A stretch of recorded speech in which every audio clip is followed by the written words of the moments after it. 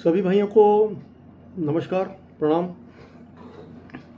और गणेशोत्सव जो सबसे बड़ा त्यौहार है हमारा महाराष्ट्र का, सबको बहुत बहुत बधाई।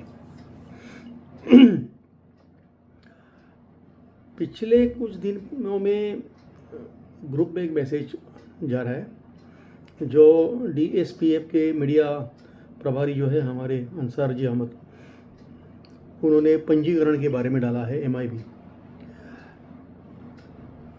कि MIB जो ब्रॉडकास्ट सेवा पोर्टल पे जो पंजीकरण है वो अनिवार्य है और जो केबल ऑपरेटर ये पंजीकरण नहीं करेंगे, चाहे वो आधिकारिक हो चाहे वो बोगस हो, वो बहुत ज़्यादा तकलीफ में आ जाएंगे।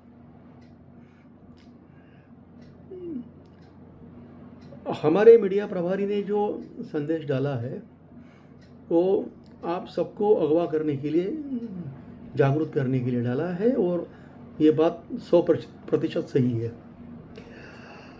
ये हम जानते हैं कि कुछ कॉरपोरेट कंपनियां हैं या कुछ पार्ट ऑफ जियो के जो मल्टी सिस्टम ऑपरेटर्स है वो ये नहीं चाहते हैं कि केबल ऑपरेटर जागे और MIB पोर्टल पे अपना पंजीकरण करें। अगर वो चाहते हैं सही मायने में, अगर सही मामले में या मायने में वो अपने व्यापार के साथ ईमानदार है और वो इसमें ये जो हमने अभियान चलाया है इसमें अगर पूरे सक्रिय होते हैं तो जो संख्या हमें अपेक्षित है वो पूरी होने में कोई बड़ी समस्या नहीं है। और यही बात है कि पंजीकरण की जो संख्या है वो बहुत कम है। जहाँ पे हमारा अंदाज़ा है कि 1 मिलियन 10 लाख केबल ऑपरेटर है, उसके सामने सिर्फ 50,000 केबल ऑपरेटरों ने अभी तक पंजीकरण किया है। हमारा कुछ लिमिटेशन है कि हम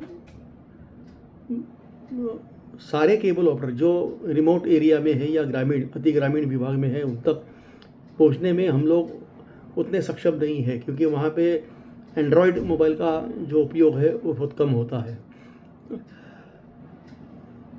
तो पंजीकरण जो है इसका फैलाव जो है, ये जो अभियान है उसका फैलाव हर एक केबल ऑपरेटर ने जिम्मेदारी के साथ और गंभीरता के साथ करना चाहिए। दूसरी कुछ बातें हैं जो मीडिया प्रभारी है हमारे, उनके पास बहुत सारे फ़ोन आते रहते हैं, हमारे पास भी आते रहते हैं कि ये पंजीकरण जो है केबल का, या हमारे पास अगर केबल का पोस्टल लाइसेंस है क्या वो सफिशिएंट है। पहली बात तो आपको समझ में आना चाहिए कि हम जो सेक्टर में काम करते हैं वो केबल सेक्टर में काम करते हैं। इंटरनेट सेक्टर अलग है, OTT सेक्टर अलग है, IPTV सेक्टर अलग है।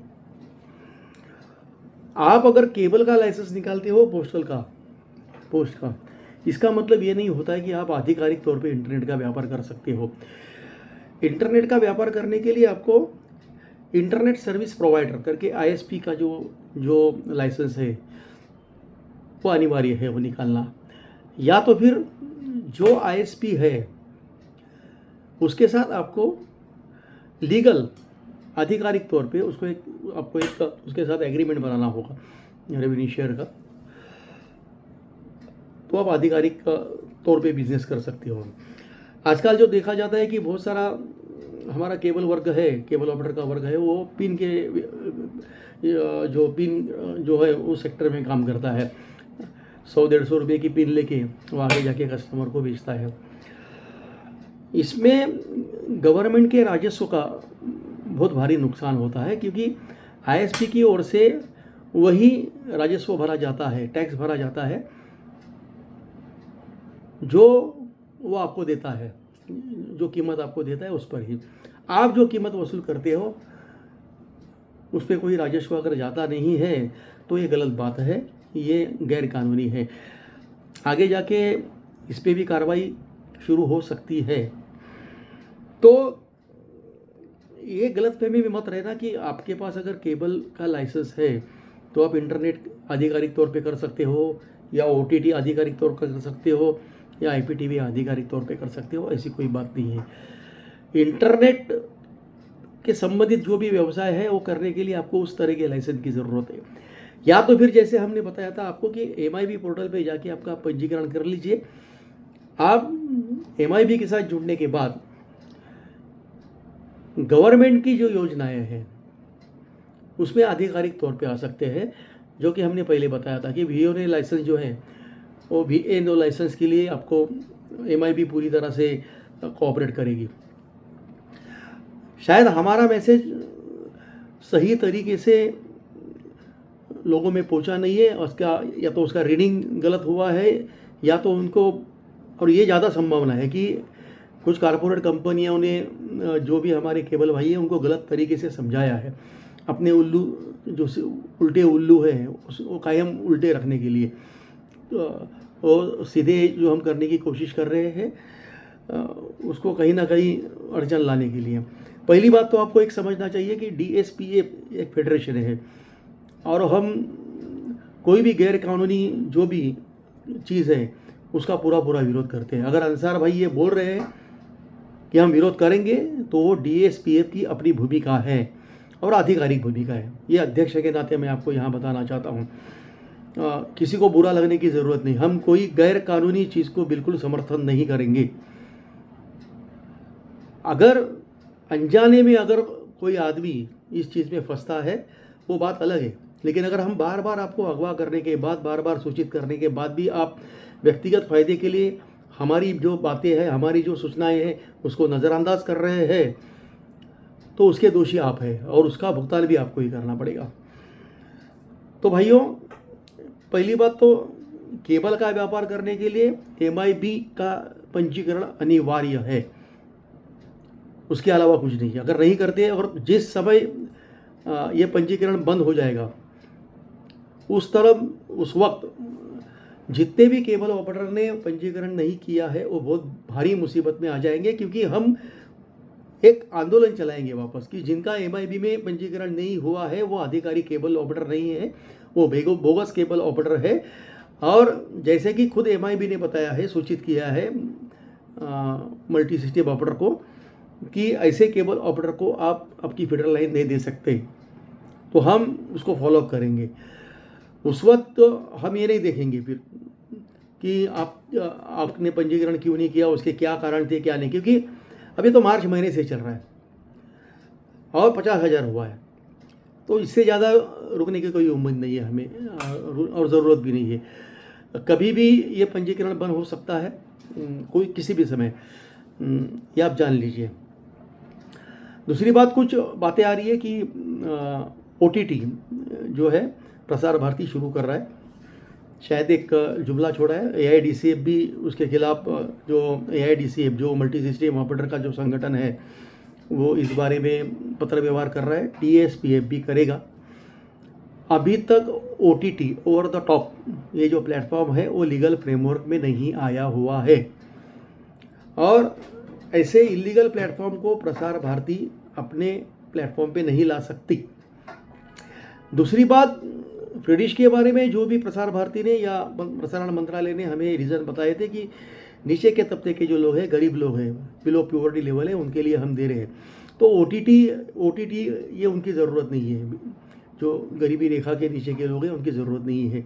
इसके लिए बहुत सारे सवाल खड़े हो जाएंगे और हम इसका कड़ा विरोध करेंगे। लेकिन हमारे जो विरोध है, हमारा जो विरोध है उसको ताकत और उसको धार तब आएगी जब MIB का रजिस्ट्रेशन 5 लाख के ऊपर जाएगा।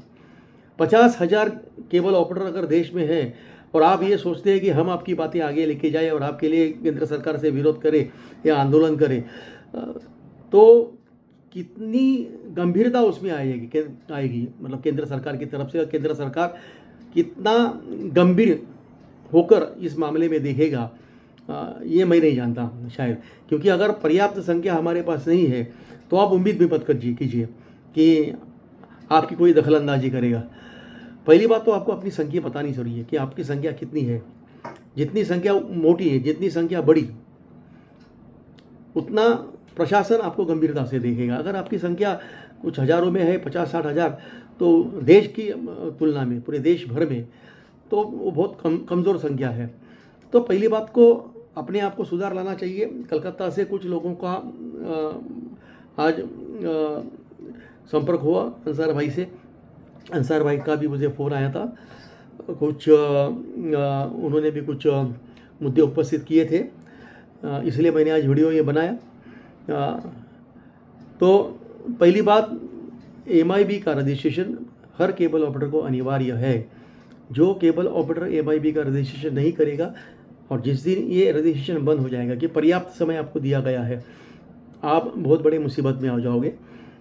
जब आपको इंटरनेट का व्यापार करना है, वो एक अलग सेक्टर है, इंटरनेट सेक्टर, उसका जो रजिस्ट्रेशन है या उसकी जो कानूनी कार्रवाई है वो अलग तरीके की है।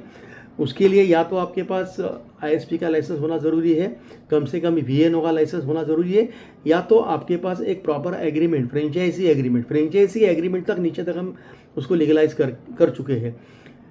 तो जो भी इंटरनेट सर्विस प्रोवाइडर कंपनी है उसका लाइसेंस आप देखें और उसके साथ फ्रेंचाइजी एग्रीमेंट रेवेन्यू शेयर का बनाइए। जो भी कस्टमर से आप पैसा लेते हो उसका GST का भुगतान आप पूरा कीजिए। अगर नहीं करते हो तो आप आधिकारिक व्यवसाय नहीं करते हो, आप गैर कानूनी व्यवसाय करते हो, और DSPF इस बात को कभी भी सपोर्ट नहीं करेगा। हम सरकार का राजस्व डुबाने वाला कोई भी बिजनेस हो या कोई भी गतिविधि हो, हम उसको सपोर्ट नहीं कर सकते, क्योंकि ये भारत के हम सच्चे नागरिक हैं और ऐसी गैर कानूनी चीज़ को हम कभी भी सपोर्ट नहीं करेंगे। तो भाइयों, इतना ही कहना था मुझे। तो अंसार जी DSPF के आधिकारिक मीडिया प्रभारी है, फाउंडर है, और वो जो भी बात करते हैं या जो भी ग्रुपों में जो भी मैसेज डालते हैं वो DSPF की तरफ से आधिकारिक संदेश होते हैं। इसको आप गंभीरता से लीजिए।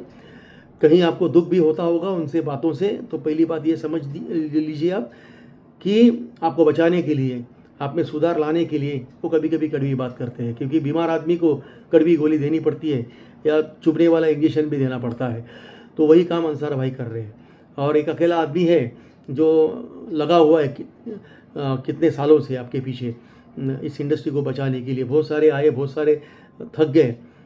मैं उनको गलत नहीं मानूंगा, क्योंकि ये आप लोग है जो हमारे सोए हुए केबल ऑपरेटर, ये उनके वजह से है। जो आदमी इस इंडस्ट्री में काम करना चाहता था हमारे पहले, वो बेचारा थक हार के चुप बैठ गया। इसके जिम्मेदार भी आप हो। मुझे मालूम नहीं अंसार भाई में क्या एनर्जी है और किस तरह से वो काम करते हैं। मैं उनको सैल्यूट करता हूँ एक बात कि लगे हुए हैं वो कंटिन्यूस। उनकी बातों को आप गंभीरता से लीजिए और MIB का रजिस्ट्रेशन कीजिए। उसके बाद आप सेफ जोन में आ जाओगे। आपको उसमें कुछ भी समस्या है या अड़चन है, आप ग्रुप में डालिए। समस्या का निवारण करने के लिए बहुत सारे लोग हमारे अभी जागरूक हैं हमारे साथ। दूसरी बात, इंटरनेट का आधिकारिक व्यापार कीजिए।